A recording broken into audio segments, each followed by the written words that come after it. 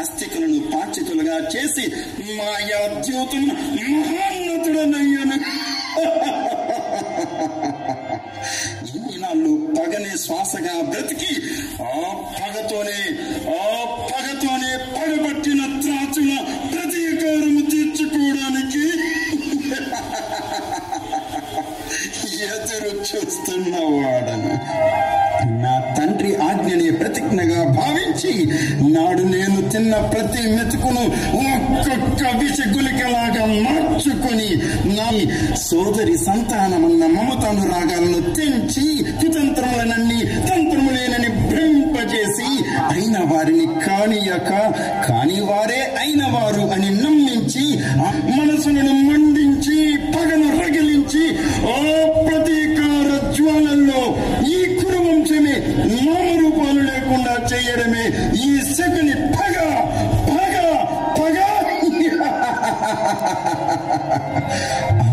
అదిగో ఆ ద్రోణుడు తన ప్రియ శిష్యుడిని ఏవేవో పొగడ్తలతో చేస్తున్నట్లున్నాడు.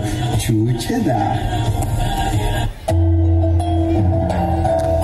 నా శిష్యుడు అర్జునుడు ఈ అఖండ భూమండలములో ఎదురులేని జగదేక వీరుడు.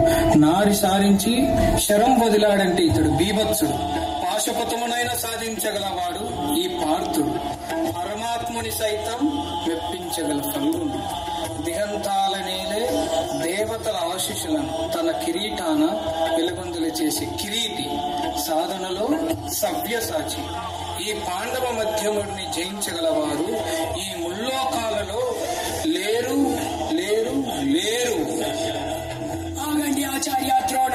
శిష్యుడి గురించి 10 ముందు పొగడ్తలు కూడదు. అది అతని భవిష్యత్తుకే ఆటంకం. అతను మించిన వీరులు లేరు అనటం మా లాంటి శూరులకు అవమానం. అతను బరిలోకి దిగినప్పుడు మమ్ము మించి ప్రతిభ చూపినప్పుడు అప్పుడే అంగీకార యోగ్యం మీ మాటలు. ఏ మాట ఇంతటి ప్రళయములాడినందుకు శిక్ష మరణదండ. గుర్తుంచుకో. ఇంతకు నీ పేరు?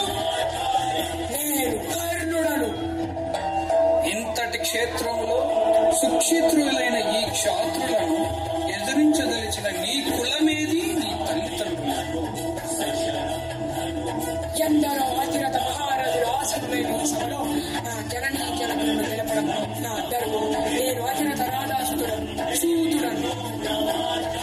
ఓ సూతకులు చెడువా? ఆ సూతకుల సంజాతులు ఈడ నిలువ అనర్హులు. వెళ్ళినచో నీ బ్రతుకు భవిష్యత్తు ఉంటుంది. అల్లుడు, ఈ ద్రోణుడి శిష్య వాత్సల్యం శృతి మించుచున్నది. నీవు అడ్డుకోవలసింది. అట్లనే మామా. కర్ణ ఆగాగు. ఆచార్యదేవా, ఏమంటివి? జాతిని బొమ్మున సూతున కిందు నిల్వ అర్హతలు ఎందువా? ఎంత మాట. ఇది శాస్త్ర పరీక్ష గాని చిత్ర పరీక్ష కాకూడదు. ఇది కుల పరీక్ష ఎందువా? నీ తండ్రి భరద్వాజిని జన్మమెట్టిది అజిగుప్సాకరమైన నిసమమెట్టిది.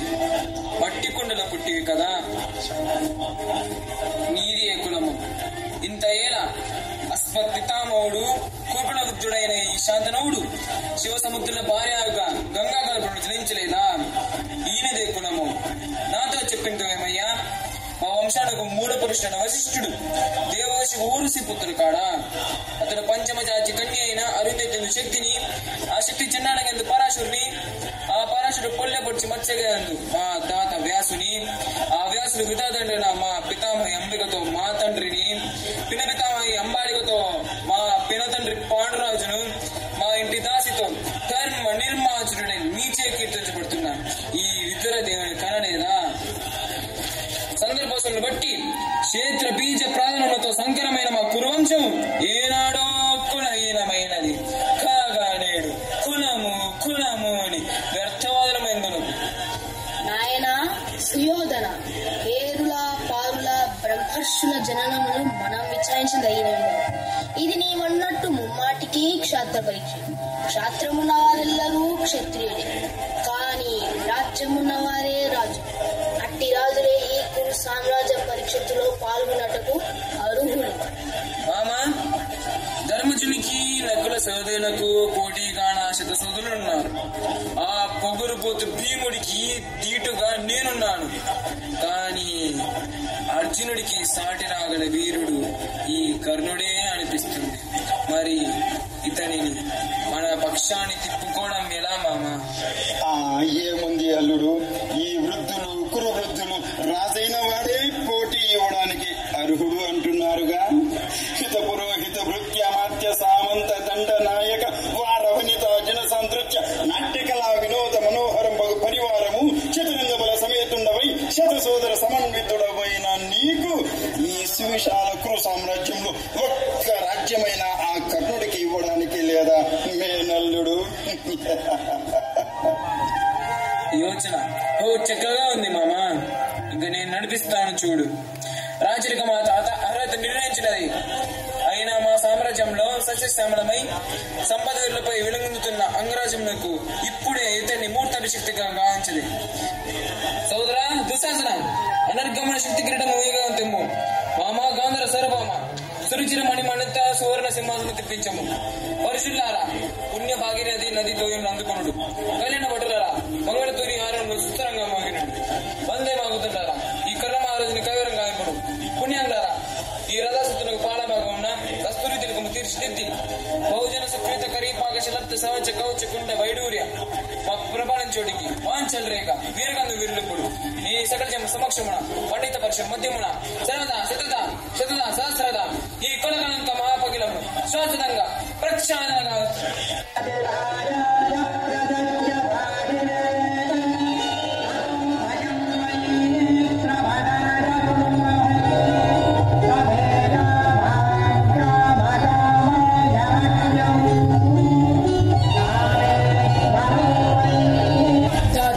అలపురుషాతిరేక జీవితమైన మీ అరుణ శుభపాఠ పద్మయుగులకు సంలేపము గావించిన మీ రుణం మీకు విప్పుగాడును కాను. ఎచ్చటా శిరుసొగ్గని రాధేయుడు తమ సర్వసమత ధర్మోద్ధరణకు దాసాను దాసుడు.